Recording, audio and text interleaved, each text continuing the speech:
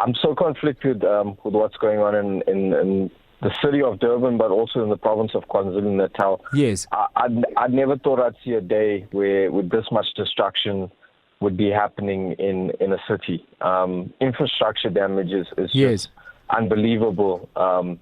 I think, look, last night, what we saw basically was a lot of communities mobilizing, and I see we having that come out of Gauteng as well. A lot of people standing up, blockading main entrances into the suburban areas, and taking a stand and saying, look, we're not going to have that, any looting in our communities. And we saw that throughout the night. But just, it's been going on nonstop, John.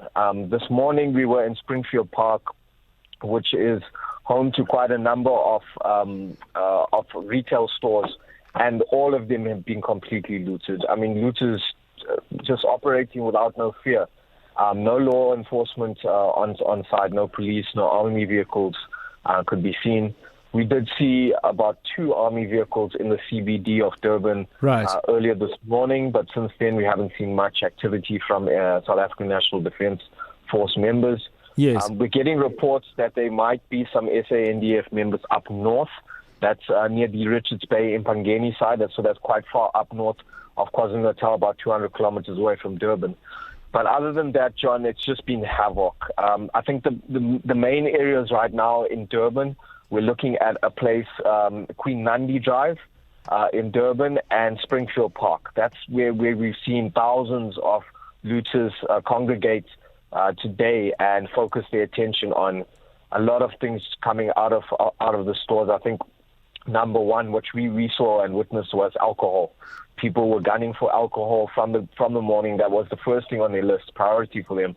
Thereafter, we saw a lot of gadgets being taken out, TVs, fridges, microwaves, and then towards the later parts of this today, we're seeing people now concentrate on food.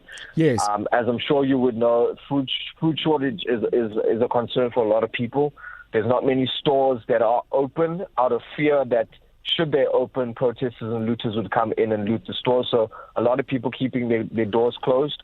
And there's literally a handful of stores or shops that are open. And if you even go into those stores, you're not going to be able to buy the essentials like bread and milk. They're all sold out. So, fuel stations are just packed to the brim, lined with vehicles trying to get fuel. And I don't see it being very long before the fuel stations run out of gas as well.